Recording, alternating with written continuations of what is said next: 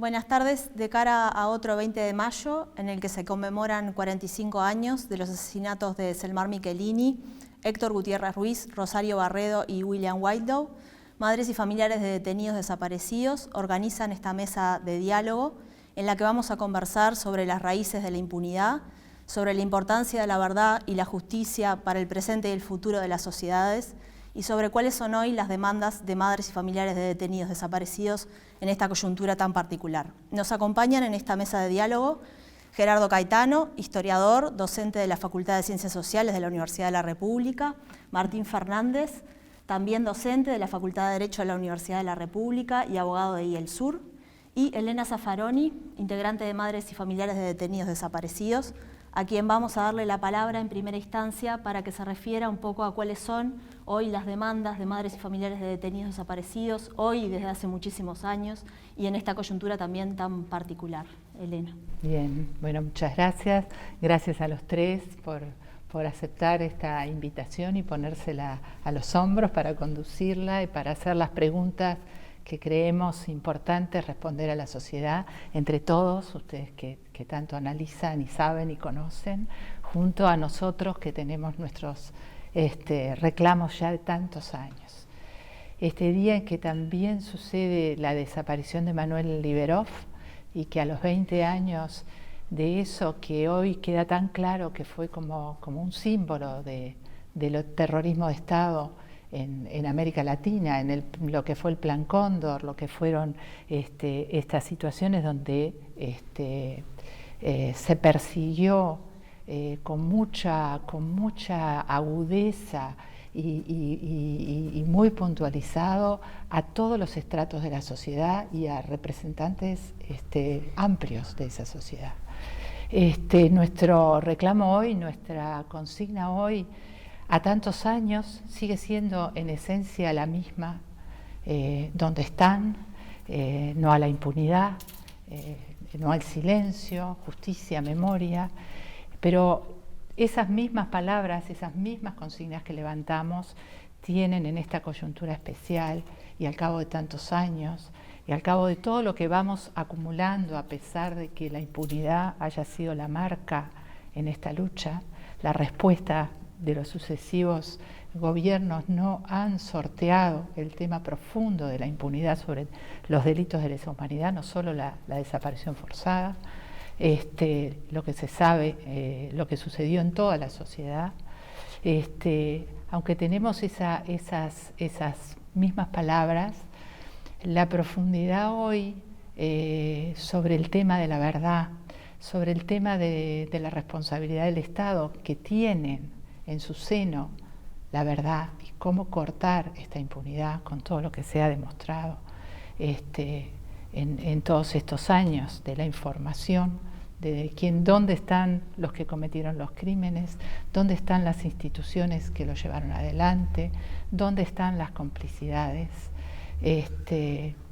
Resaltamos que llegamos a todo esto y a tantos conocimientos y a tanta profundidad en la misma consigna que tienen los desaparecidos en su vértice, gracias a la adhesión que va teniendo esta lucha, a la comprensión, al desarrollo de tantas iniciativas, al mantenerla, porque no es de nadie, de ninguna bandera partidaria, al mantenerla para todos, para todo el que quiera saber y tener un país con más verdad. Bueno, en esta pandemia, en esta situación tan dura del país, con tantos desocupados, con tanta gente que no tiene cómo sustentar la familia, esta marcha nuevamente virtual está teniendo amplísimas adhesiones. Y también comenzamos en medio de estos días con esta entrega de documentos irrelevantes, pero que confirman una vez más que en las instituciones está la información. Tienen esos documentos, están ahí, y es hora que podamos tenerlos todos. Familiares ha pedido los archivos de la OCOA y ¿qué suerte han tenido, qué respuesta han tenido del Poder Ejecutivo? Bueno, eso ha sido público.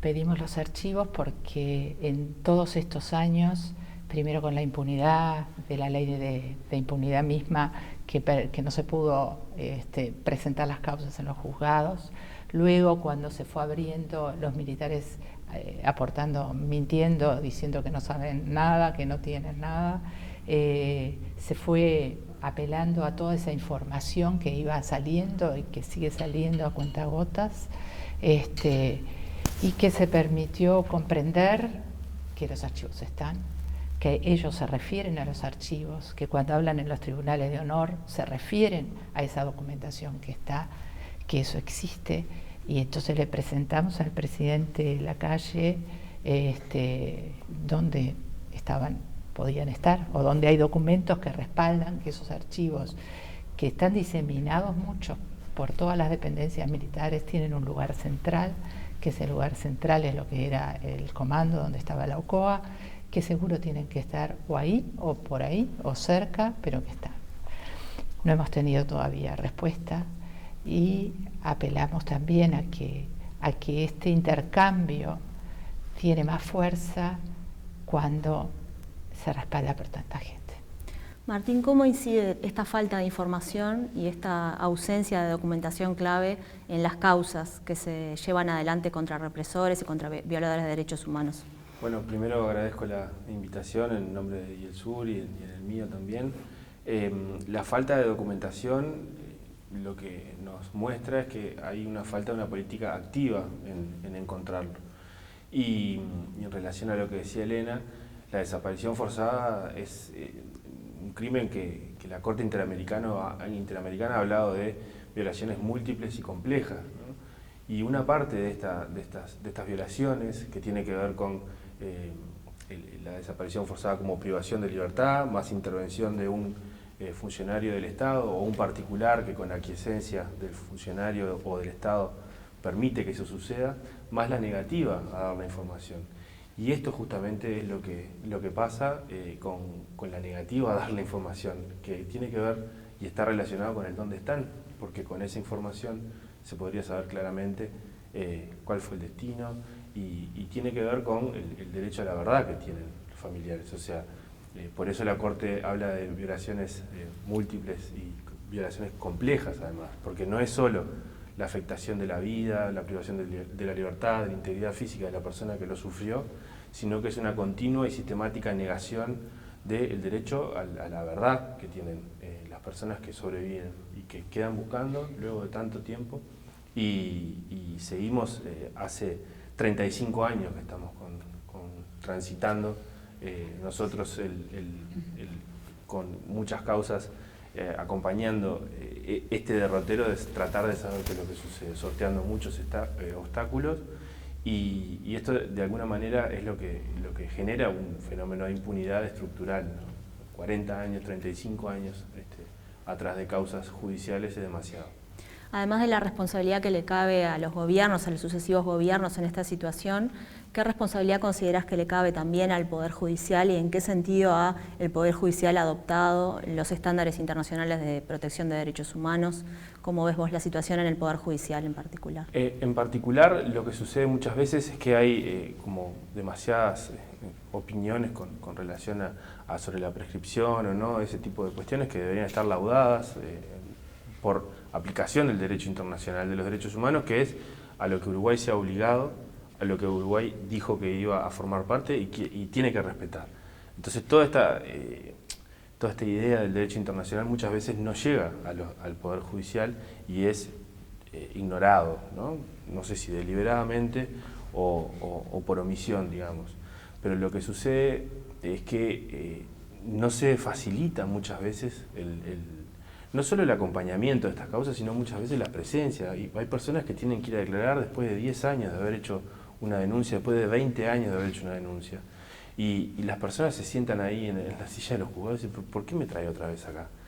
Ese tipo de cuestiones creo que son dolorosas para las personas, que hay que evitarlas, porque además también son víctimas, o sea, no es que sean testigos ajenos al hecho, no son víctimas de la situación. Y muchas veces los estándares en este tiempo que se habla tanto de la protección de las víctimas y eso, cuando acompañás durante tanto tiempo esto, vas viendo que hay como una idea de, bueno, estas víctimas, bueno, no es algo que nos deba preocupar demasiado. Hay esfuerzos individuales, por supuesto. El problema es que a veces las cuestiones trascienden los esfuerzos individuales y por ejemplo, no llegar, un ejemplo muy tonto, en los tribunales de apelaciones, por ejemplo, y la Suprema Corte de Justicia, a las patrocinantes de estos casos no nos notifican las resoluciones. Nos enteramos porque tenemos que ir atrás a saber qué es lo que están diciendo los tribunales, etc. A nosotros, que somos los representantes de las personas que están con ese conflicto, con ese problema, y bueno, está como aceptado, no pasa nada, no notificamos a ellos. Entonces nosotros tenemos que andar atrás de todo eso. Y justamente esas cuestiones, a 40 años de que se empezaron las denuncias, no puede pasar. Si el Estado, si el Poder Judicial tiene una política activa en reconocer este tipo de cuestiones, tiene una política activa en que sin romper el principio de igualdad pueda darse cuenta de que hay un montón de causas que ya llevan muchísimo tiempo, que es necesario tratar de acelerar el proceso, de no tener dilatorias, de generar una estructura que acompañe a las causas que puedan ir más rápido, ¿no? En la tramitación. Bueno, si se tiene que ir a un tribunal de apelaciones por una apelación, que se vaya pero rápido, que haya disponibilidad de recursos, porque acá los meses, y los días y los meses y los años pasan y bueno, y siguen falleciendo personas que se van sin saber qué es lo que pasó. Gerardo, ¿qué efectos tiene esta situación de impunidad en la sociedad a futuro y en el presente también? ¿Y cómo entendés o por qué te parece que llegamos a esta situación? ¿Por qué? ¿Quiénes son los responsables de esta impunidad, de haber mantenido esta impunidad durante tantos años? Y también qué efectos tiene a futuro en la sociedad uruguaya. Bueno, en primer lugar, la impunidad es el antónimo, lo contrario, el concepto adverso de muchos conceptos. Tal vez por lo que refiere a nuestra historia, la impunidad es el antónimo de la libertad, de la democracia, de la justicia. No es creíble una democracia con impunidad. Y esto, bueno, en el caso uruguayo, debiera ser un elemento crucial, porque siempre el Uruguay, incluso desde su conformación como nación hasta, digamos, nuestros días, siempre se ha ufanado y ha sido visto como un país que tenía su utopía fundamental en la libertad y en la democracia. Bien, hemos perdido eso en algunos momentos dictatoriales, pero en épocas de, digamos, de democracia institucional, bueno, seguimos con impunidad. Y eso, en primer lugar, implica, bueno, una democracia débil que tiene esta vulnerabilidad, la vulnerabilidad de aceptar, ¿no?, como un sentido común que entre las fronteras de lo que se puede hacer y de lo que no se puede hacer, bueno, romper la impunidad aparentemente está entre las cosas que no se puede hacer y no es admisible, absolutamente. Una democracia no puede ser creíble plenamente con impunidad. Y los responsables son bastante claros, por más que la responsabilidad está, como siempre, dispersa. Hay un foco inicial de responsabilidad que tiene que ver con los victimarios directos. Entre esos victimarios directos, la mayoría eran militares, pero no solo militares. Ya en la dictadura había civiles. Por eso es una dictadura civil-militar. Ellos han mantenido, no solamente los que viven de aquella época, han ido transfiriendo de generación en generación, lo cual es gravísimo, porque una generación de militares que no está involucrada en aquel momento terrible de ruptura constitucional, de violación primera del rol del ejército, no tiene por qué hacerse cargo ni adherir a un pacto de omertá que proviene de aquellos que violaron la Constitución, de los dictadores. Sin embargo, eso ha ocurrido y ocurre. Ese pacto de omertá se inició con civiles y militares, victimarios directos, pero luego es muy claro, evidente, esos pactos de omertá se trasladaron a los partidos políticos. Y acá hay que ser claro, hay que ser claro. Por supuesto de que hay partidos que tuvieron una responsabilidad primera en esos pactos de impunidad, pero parte de esos pactos de impunidad cruzaron al conjunto de los partidos políticos. Y esto hay que decirlo con tanta firmeza como tenemos que decir que esta no es una causa de la izquierda o de tal partido, no, es una causa de derechos humanos que trasciende cualquier frontera, cualquier divisa, y que es una causa que tiene que ver con núcleos fundamentales de nuestra convivencia. En ese sentido, quienes una y otra vez, porque eso también tiene que ver con la impunidad, han ido construyendo un negacionismo, una suerte de contrahistoria, que se hace sobre la base del agravio de la historia con evidencias, y plantea la historia de las percepciones. No, aquello no fue una guerra, aquello no fue una dictadura, fue un gobierno de facto. Hay también una ilusión terminológica. El negacionismo que hemos visto, bien, también forma parte de la impunidad.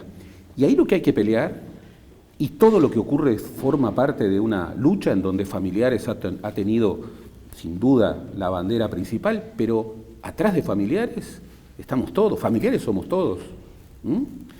¿Por qué? Porque es una causa de todos. Y obviamente lo que se ha conseguido y lo que se va a seguir consiguiendo, porque en definitiva lo que se prueba una vez más cada año y cada semana es que hay posibilidades de llegar a la verdad, hay posibilidades de avanzar en la justicia. Lo que no se podía hacer, se puede hacer. El presidente de la República es el comandante supremo de las Fuerzas Armadas. Lo que tenemos que saber es si puede ordenar a las Fuerzas Armadas que están bajo su dirección. Hay más documentos.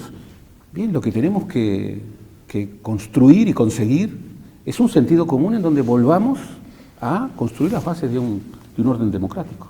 Y en ese marco estamos en una situación un tanto ambigua, porque por un lado vemos que hay mucha disposición, al menos desde el punto de vista discursivo, de las actuales autoridades a buscar, conseguir, o por lo menos a todo lo que obtengan, hacerlo público y dárselo a familiares y estar comprometidos en la causa de los desaparecidos, pero por otro lado tenemos el resurgimiento de discursos negacionistas que nunca se fueron, digamos, pero que aparentemente resurgen con discursos, por ejemplo, de integrantes de la propia coalición de gobierno.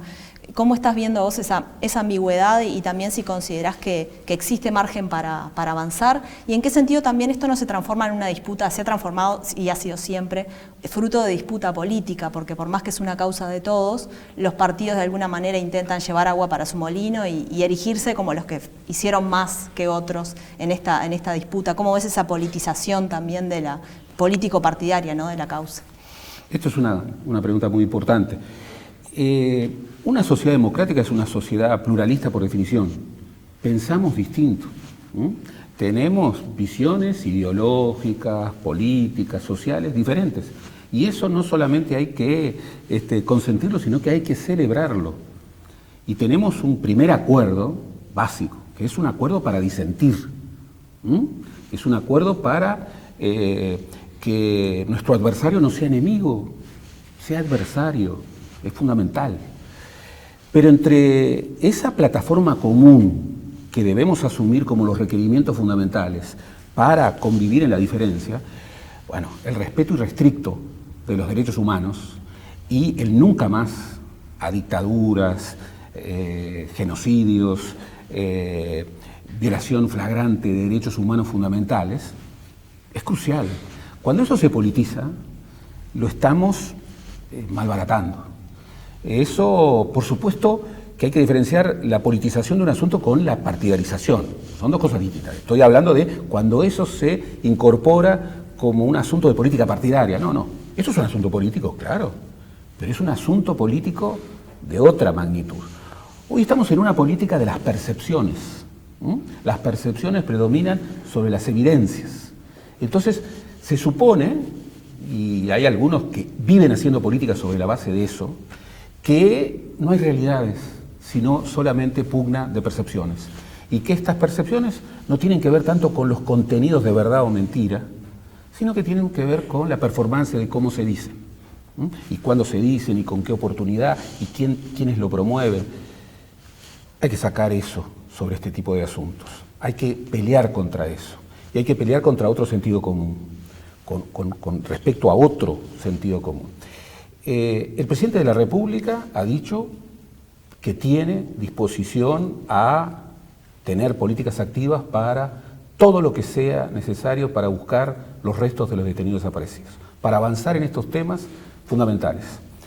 Yo le tomo la palabra, yo le tomo la mejor versión de otro, entre otras cosas, nos mejora, porque discutir con la peor versión del otro no exige muchos argumentos. Entonces, en la interpretación de las palabras del señor presidente, lo primero que debo decir es que yo le tomo la palabra y yo apuesto a su mejor versión. Y en ese sentido, como comandante supremo de las Fuerzas Armadas, creo realmente que él tiene el poder para llevar adelante políticas activas que, por ejemplo, busquen documentación en los cuarteles y en las habitaciones y en los institutos de la Seguridad Nacional, del Ministerio de Defensa y del Ministerio del Interior. Tiene la autoridad constitucional para hacerlo. Y si hay bloqueos para que ello ocurra, bueno, cuenta con nuestro respaldo y el respaldo de miles y miles de ciudadanos, no tengo dudas que la mayor parte de los ciudadanos, que van a respaldar esa iniciativa. Que hay otros discursos negacionistas, que esos discursos negacionistas persisten y que son discursos que persisten contra la evidencia más directa y que persisten en muchos lugares y que en ese sentido persisten, digamos, defendiendo mentiras manifiestas. No tengo la menor duda. Yo de ellos no espero nada. Lo que sí espero es lograr un consenso ampliamente mayoritario de quienes no han incurrido en esos discursos negacionistas, absolutamente negadores de la realidad, y están dispuestos a dar su mejor versión sobre este asunto, que es un asunto fundamental de los requerimientos para construir una comunidad democrática y nacional.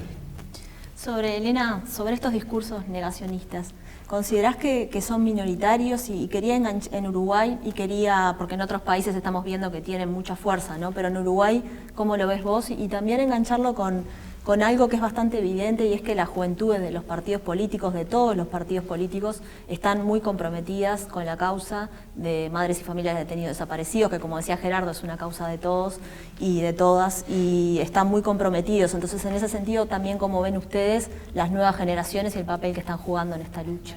No te sabría decir cuánto es la expresión, ¿no? Es llamativa la expresión del partido militar que llegara a tener escaños en el Senado, en el Parlamento. Eso nos impactó a todos, creo, como sociedad, a decir cómo es posible que ahí estén expresándose voces golpistas, reivindicando el golpe de Estado, ¿no?, en el Parlamento. Las juventudes de todos los partidos, me parece que esto lo toman con otro sentido común, como dice Gerardo. Creo que para los jóvenes la justicia y el no admitir la impunidad es la cosa más compartida, y los deseos de la libertad y todo eso es absolutamente compartida, y muchas veces estas cosas quedan opacadas porque no se logran ensamblar sin banderas partidarias, como dice él. Pero sobre todo lo que decía Gerardo, me parece que la desaparición forzada es un crimen específico, un crimen que no va dirigido solamente a la persona a la que matan, a la persona a la que desaparecen su cuerpo, sino que la desaparición de su cuerpo es un segundo crimen, o tercero, luego de las torturas y todo lo que pasan antes los desaparecidos. Ese crimen de ocultamiento es un crimen que es responsabilidad del Estado. No solamente es que pueden hacer lo que pueden, sino que deben, porque lo está cometiendo el Estado hoy.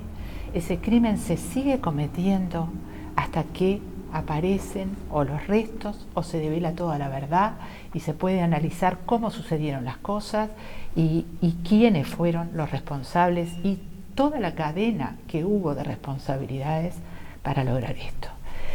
Esos crímenes tremendos que están enquistados en el Estado y aceptados hoy, con la información que ya sabemos, que hay muestras que han demostrado que existen, son una puja también dirigida a los gobiernos democráticos.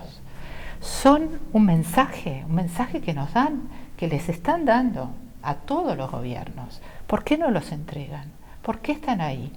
¿Por qué tienen un poder mayor que el poder de la democracia lícita que tenemos y que podemos discutir si estamos de acuerdo con estas leyes o con las otras, pero que se llega en las reglas de convivencia que tenemos? Eso es de una gravedad tan grande y de que no se asumen como voy a ayudar y no, yo soy el que lo estoy cometiendo. Y son los tres poderes del Estado que lo están cometiendo.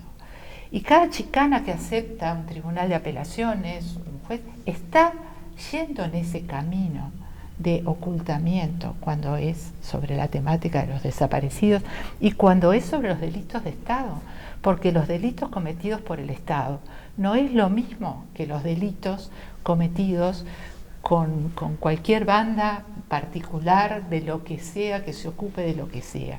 Esos delitos tienen otra forma y otra incidencia en el país. Los delitos que comete el Estado es que cambia su rol, cambia absolutamente el rol. Y en los delitos que mantiene el Estado también está cambiando el rol, cuando no los persigue, no solamente los persigue, los termina.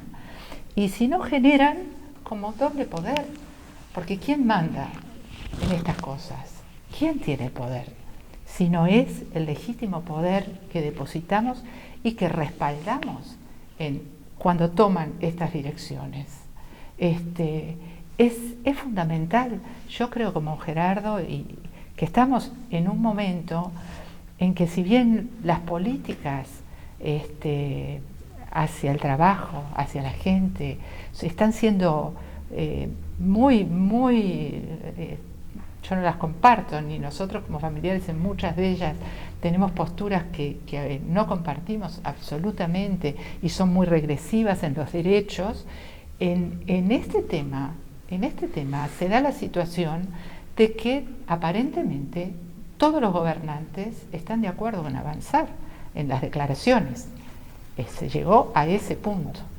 Y bueno, está en su resorte. Nosotros solo podemos seguir exigiendo, siendo más, comprendiendo lo que es esto y comprendiendo que es una obligación, no es si pueden. Están siendo con esta, liviandad en que han llevado las reestructuras a fondo, que no las han llevado de un Estado dictatorial como fue durante 12 años al Estado democrático. Hemos quedado como en una transición que en muchas cosas se han mejorado, que en muchas cosas ni que hablar, que tenemos libertades y en muchos aspectos sí, pero esa primer transición que se consolidó con la impunidad a todos los hechos, a todos los delitos que cometió el Estado, no se termina. Y con los desaparecidos han sido especialmente, no sé cómo decir, duros o mantienen su bastión.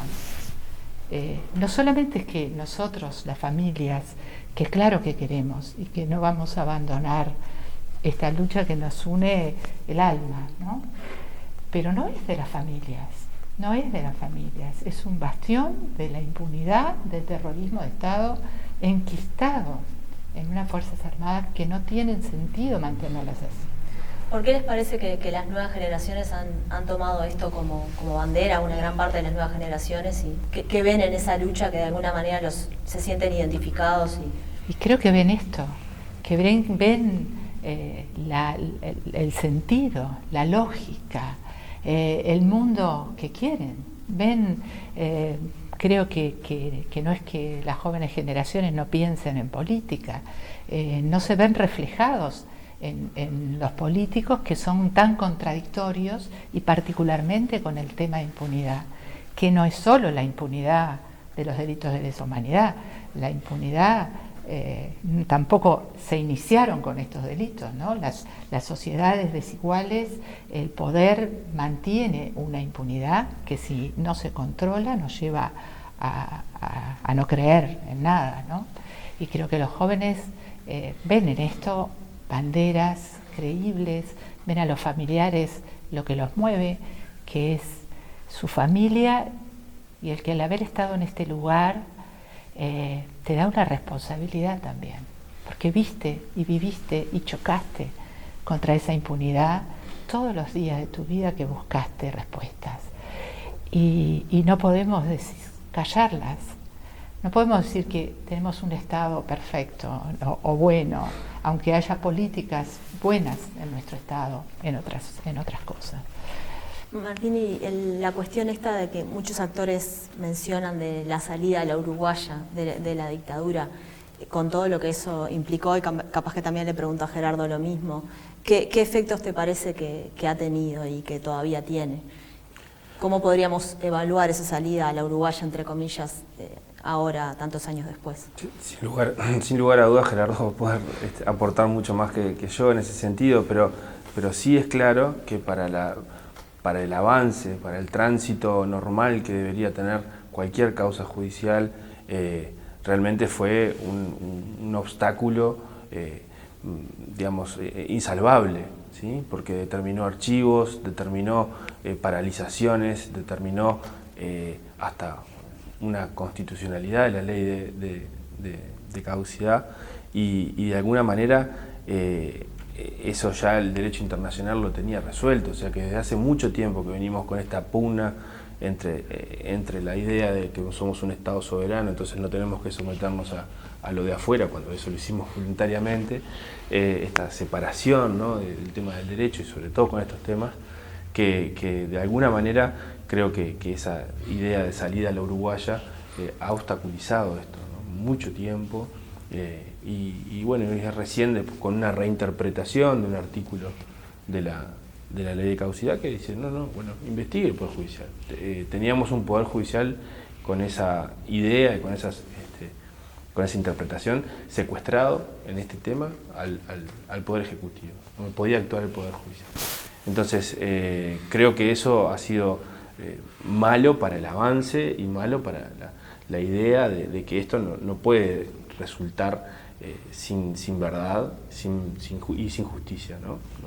Ha sido, o contribuyó mucho a que esto suceda. Bueno, y el Poder Judicial, ¿no? También, ¿no? Lo que incide eso en el Poder Judicial, claro, mismo, claro, no solo para estas causas. Sin duda, esta es una cuestión de Estado, y cuando hablamos de Estado tenemos como el atajo de, estamos hablando del Poder Ejecutivo. No, estamos hablando de los poderes públicos, y los poderes públicos son 3, y hay espacios, digamos, que tienen, por ejemplo, la Fiscalía General, pero su ubicación institucional representa a la sociedad, son lo que en otros países se llama el poder extrapoder, pero la asunción de que este es un delito de Estado tiene una profundidad enorme. Por eso cuando se habla de la salida a la uruguaya, y se habla de que, como se ha hablado y se sigue hablando, de que la transición uruguaya es ejemplar, y se la ha identificado mucho con la salida española.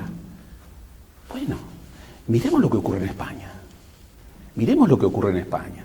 Cuando los protagonistas que sobrevivían a la muerte de Franco, que tuvieron que construir la transición, y los hijos de los protagonistas asumieron echar al olvido esta idea de, bueno, tapemos, y allí había habido una guerra civil, pero tapemos. ¿Con qué nos encontramos hoy, 50 años después?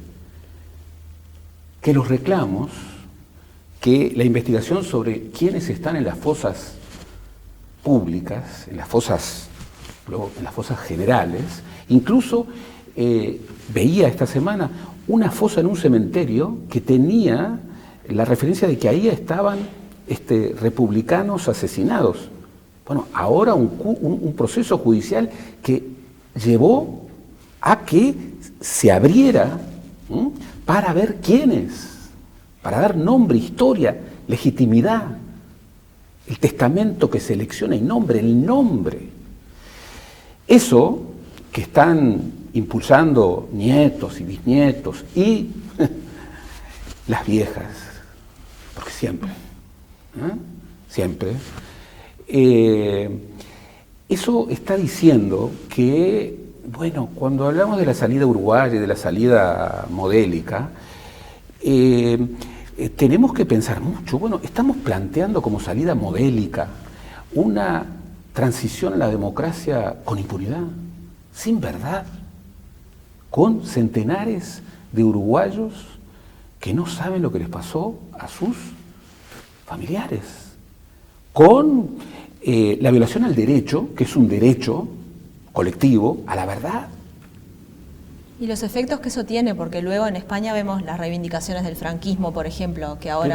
Pero por supuesto, ¿qué nos dice que hoy, a 50 años de la muerte de Franco, resucite Vox? Y resucite manejando ideas comunes, sentidos comunes, absolutamente increíbles, y que tenga audiencia. Por eso... primero, tenemos que ver al mundo. El mundo siempre ha sido muy importante para nosotros. Nosotros somos descendientes de inmigrantes. No solamente, pero fundamentalmente. Miremos al mundo, siempre miramos al mundo. Y si en el mundo la salida a la uruguaya es consentida por la mayoría, bueno, pero en el mundo no, la salida a la uruguaya no es ejemplar. Al revés, al revés. Todo el sentido común de la literatura de la transición, que decía, por ejemplo, para preservar la cuestión de los derechos humanos y de las democracias hay que evitar entrar a fondo en las cuestiones de las violaciones cometidas durante la dictadura. El proceso mundial lo desmiente, lo desmiente. Porque se presenta como un destino inevitable, como que no había opción, digamos. Exactamente. Es un relato. Era inevitable. Era inevitable. Es un relato, por supuesto, profundamente ideológico, cargado de negacionismo y que busca eludir responsabilidades. Bien, esos relatos que insólitamente subsisten, hay quien en la política uruguaya dice, pasó demasiado tiempo, estamos juzgando a personas por lo que pasó hace 50 años, basta, miremos hacia adelante. O hay otros que dicen, no, acá hubo muertos de un lado y del otro, así que vamos a... No, es una responsabilidad de Estado. ¿Esto qué significa? Que el Estado debe asumir que tiene esa cuenta pendiente y que esa cuenta pendiente está conspirando no solo contra los derechos de los uruguayos de hoy, está conspirando contra las próximas generaciones. Las próximas generaciones seguirán hablando de este tema. Este tema no se cierra. Lo prueba Armenia, lo prueba el pueblo judío, lo prueban todos los pueblos que tienen pasados traumáticos. Los pasados traumáticos, el terrorismo de Estado daña en segunda y tercera generación. No es un asunto de los protagonistas de un tiempo, no es un asunto que caduca con el tiempo. No puede caducar y tiene mucho más que ver con el futuro que con el pasado.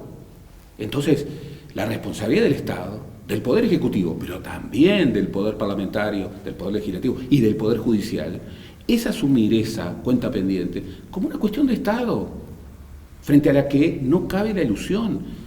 Y no hay nada mejor para desmentir la salida a la uruguaya, que va a contramano del orden internacional, que incorporar esa dimensión absolutamente clave, que es el derecho internacional de los derechos humanos. Y ahí nos falta mucho. Falta mucho en la educación, en la facultad, falta mucho en la construcción de una conciencia plena de que el país, el Uruguay, está obligado por su Estado de Derecho a dar cumplimiento a tratados que no está cumpliendo. A veces Martín se plantea eso como una cuestión de soberanía, ¿no? A nivel judicial, como es una cuestión, bueno, en realidad nosotros tenemos tribunales soberanos y los organismos internacionales de alguna manera vienen a como a inmiscuirse, entre comillas, en las decisiones soberanas de nuestros tribunales. Hay esas ideas también dentro del Poder Judicial. Sí, y en los actores en general, muchos actores en general, tomando esta idea de relato que mencionaba Gerardo, también se ha instalado este relato de que esta justicia foránea, estos extranjeros que nos vienen a juzgar acá, que nosotros sabemos mucho y hacemos todo bien, en realidad en la evolución del derecho internacional, digamos, está anclada en el siglo XIX. Esta idea, ¿no?, de que yo hago todo bien y el tribunal extranjero no puede hacer nada conmigo. O sea, Uruguay se sometió voluntariamente a eso, entonces eso forma parte de un relato que hay que insistir en deconstruir, porque si alguien se somete voluntariamente a formar parte de un tratado, lo saca a lucir, cuando el organismo del tratado te dice estás haciendo las cosas mal, bueno, achá la cabeza y mejoralas, porque vos formás parte voluntariamente de eso. Y otra cuestión que tiene que ver con el relato y con lo judicial es esta idea de la falta de garantías, o de lo que se ha hablado con relación a que acá hay un derecho penal del enemigo, que Gerardo mencionaba, cómo puede ser que estemos juzgando personas de hace 50 años. Bueno, nada más alejado de la realidad. Se han presentado inconstitucionalidades de cuánta cosa existe por ahí, se han analizado, la Corte ha dicho no, tiene que seguir investigando. Se ha presentado la inconstitucionalidad de la ley de creación de la Fiscalía de Crímenes de Lesa Humanidad, cuando la Fiscalía, dentro de un proceso, claramente es parte. ¿Cuál es el problema de que unifique el criterio con relación a este tema? No hay ninguna violación ahí.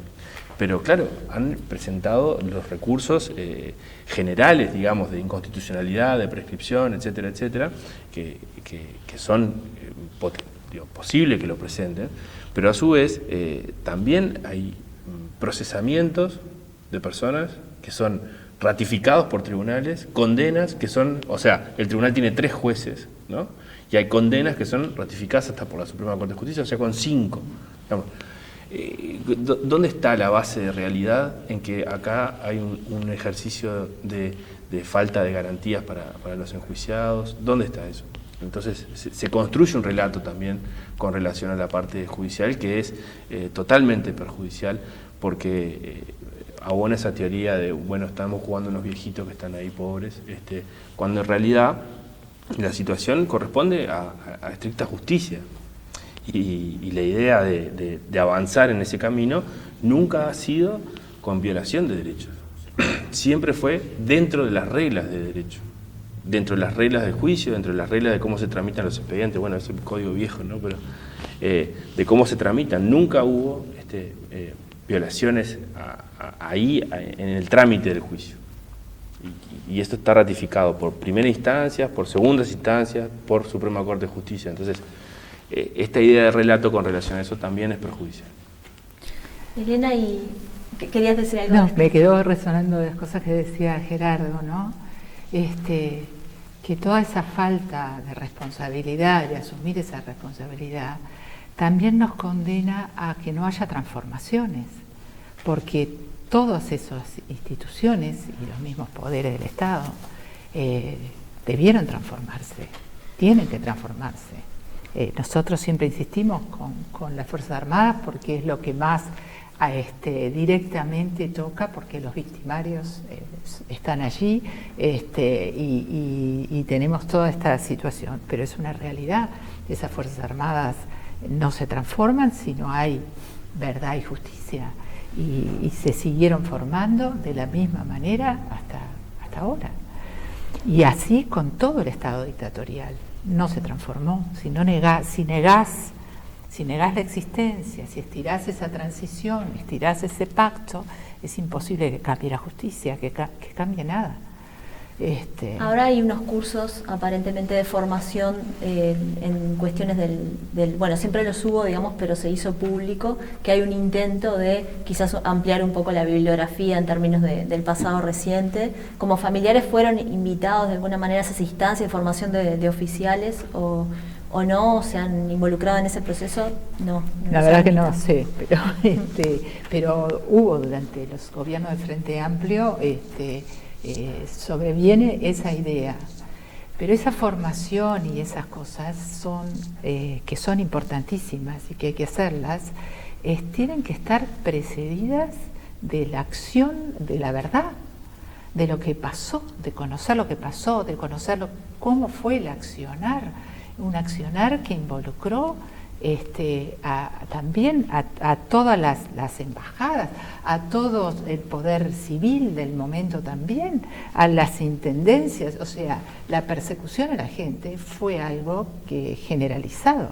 Las Fuerzas Armadas y la policía fueron un brazo ejecutor, pero actuó todo el Estado. Y las vas a transformar cuando partas del reconocimiento de la verdad, pero para cambiar, no se puede ni achicar el número, que es desproporcionado. Tenemos más militares que Brasil, es desproporcionado en todo sentido. Cuando estás precisando médicos, estás precisando educadores, estás precisando, bueno, hoy esta pandemia muestra claramente por qué tienen que vacunar el ejército. Todo bien que vaya la vacuna y todo, pero parece un sinsentido, ¿no? Teniendo la posibilidad de tener tantos médicos y que tenemos, y tantos enfermeros y tanta... Bueno, hasta en eso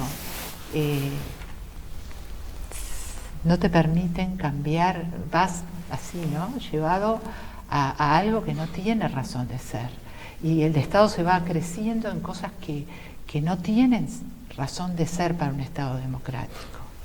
¿Ustedes como organización esperan un reconocimiento institucional de las Fuerzas Armadas, de sus errores del pasado, un pedido de disculpas? ¿Esperan eso? O sea, eso lo decimos porque suena como básico, de que lo mini es como un inicio. Esperamos no porque eso sea el final de algo, es el inicio de decir, como reconocemos y nos arrepentimos, entregamos todo lo que tenemos.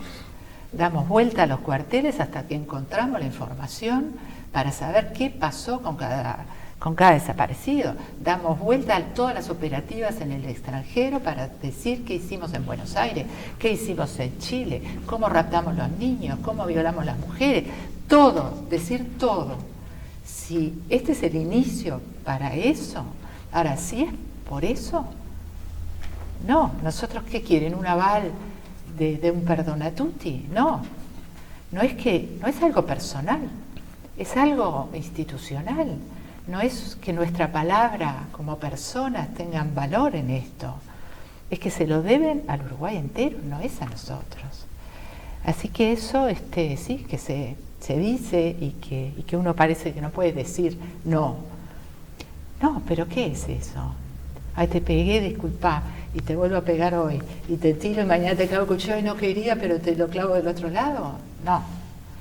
Entonces, tiene que demostrar, el gobierno tiene que demostrar que está al frente de esa institución. Se lo hemos planteado a todos los gobiernos. Y lograr lo que no se ha logrado hasta ahora, que es algo tan simple como toda la verdad. Y bueno, de cara un poco a esta movilización virtual que vamos a tener el 20 de mayo, el jueves, quería preguntarles un poco cómo fue para ustedes o qué sintieron en la movilización del año pasado, que fue muy particular, como muy fuerte y muy distinta capaz que en años anteriores, cuando no se pudo hacer la marcha, y también qué esperan un poco de este jueves, y sobre todo cómo vivieron un poco el año pasado, que hubo, bueno, mucha presencia por todos lados de la causa. Estamos en tiempo de pandemia. Se habla del pesimismo de la pandemia, que además tiene una larga historia. Son tiempos muy difíciles. Son tiempos en donde, más o menos replegados, nuestros derechos están allí y, como se señalaba, lo primero que hay que exigir es la realidad. Bien, yo tengo muchas diferencias respecto a cómo el gobierno está encarando este asunto, entre otras cosas porque no parece asumir la realidad. Sin embargo, aún desde eso, confrontando las evidencias con las percepciones, lo que podemos sentir como el núcleo de realidad más profundo, respaldado incluso por la ciencia, contra los relatos para prevalecer en la pugna partidaria, sigo pensando en la mejor versión. Eso, por ejemplo, nos llevó a un hito, para mí, en la celebración, en la conmemoración del 20 de mayo del 2020. Era dificilísimo pensarlo. ¿Cómo imaginar una marcha sin marcha? Y sin embargo, fue una muestra radical. Yo creo que esta es una causa radical. Cuando hablo de causas radicales, siempre hay pocas causas radicales. Son las causas que van a la raíz de los asuntos. Bien, esta es una de ellas. Sí, el año pasado, una señal fortísima, fortísima. Aquellas memorias, ¿no? Planteaban personas absolutamente dispares, diferentes, desde visiones distintas, con historias distintas, con edades distintas, con generaciones distintas, que sin embargo estaban unidas, ¿no? Y un momento de pandemia exige ciertas cosas que nos unan, más allá de las diferencias. Estaban unidas en una evidencia, no en una percepción, en una evidencia. Estaban abrazadas, estábamos abrazados a un detenido desaparecido, reclamando justicia, verdad, memoria y reparación. Era un grito en pandemia. Yo creo que fue un gran impacto y un gran acierto poder encontrar una forma inteligente en un contexto tan difícil de conmemorarlo. Creo que hoy estamos ante un reto mayor, ante un paso más. Podemos interpretar mucho por qué salieron estos documentos. Yo no voy a entrar en eso.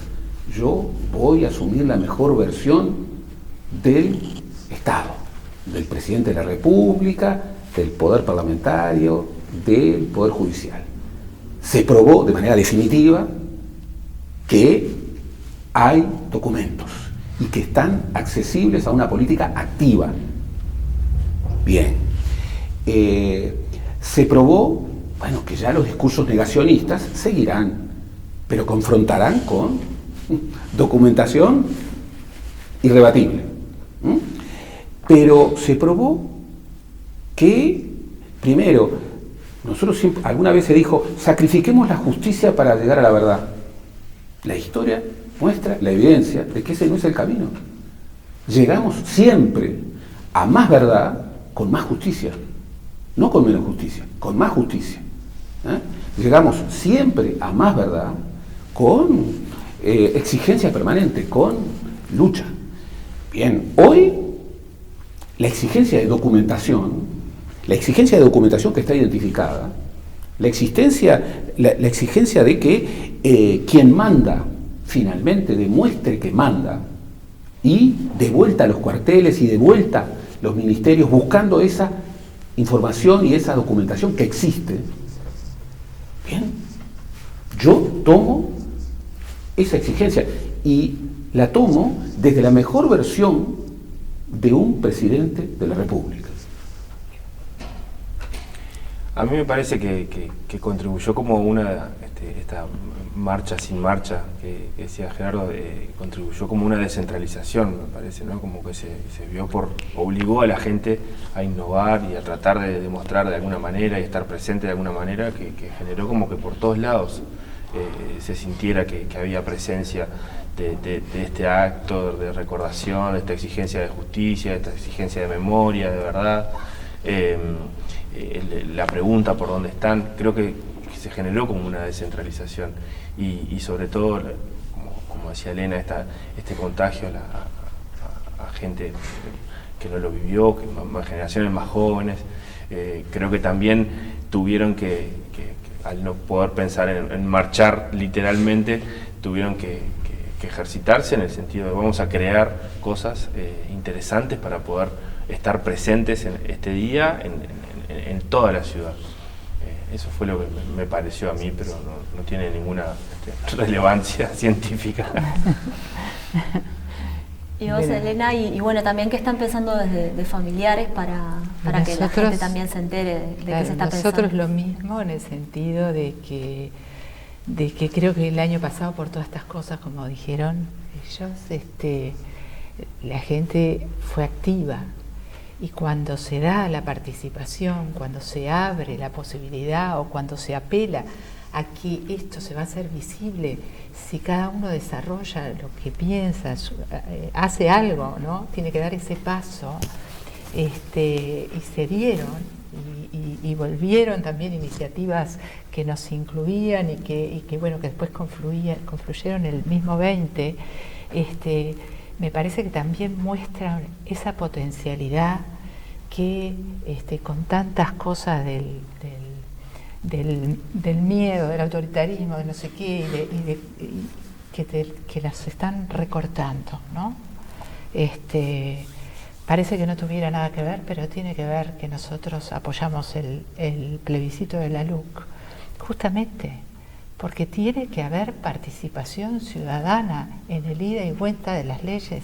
No puede ser esto sin que la gente participe, sin que todos los colectivos involucrados se les cambian sus condiciones, se les cambian sus derechos o se les cambia sus posibilidades sin poder participar de una manera abusiva. Así que también participamos de eso porque creemos que es parte de esto mismo, es parte de llenar de sentido a nuestra democracia en las cosas que nos tocan.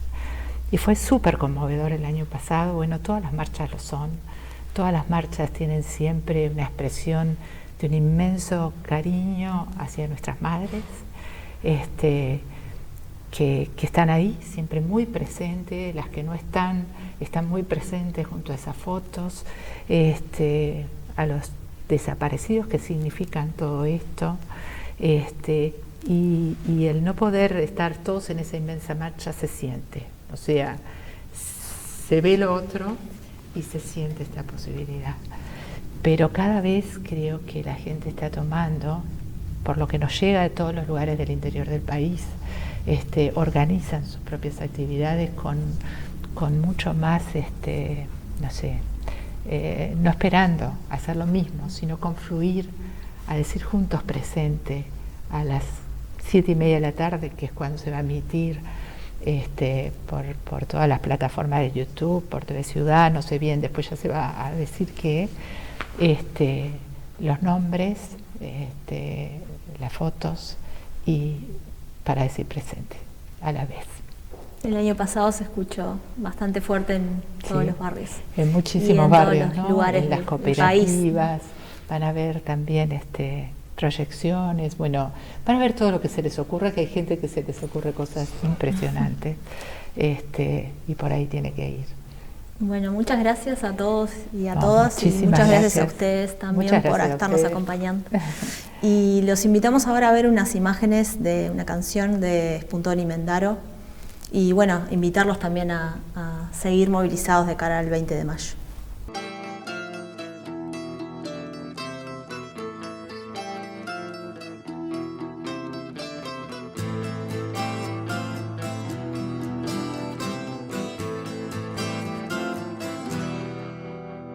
Prefiero las flores rojas, también andar con vos, pisar las baldosas flojas que esconden tanto dolor, oír el viento de mayo que pregunta dónde están aquellos seres amados con los que añoran estar.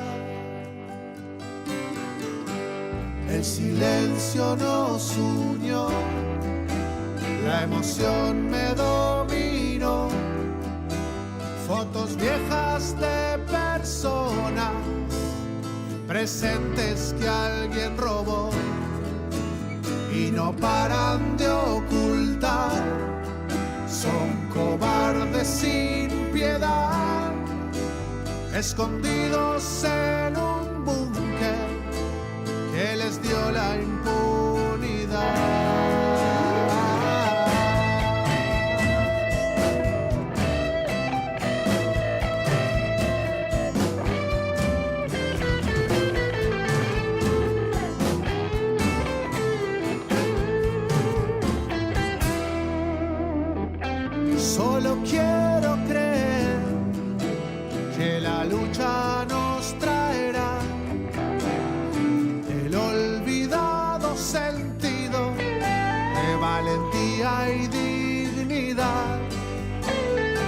sacar del fondo de un pozo, sacar del fondo del mar, saldar con esta vergüenza y que sepan la verdad.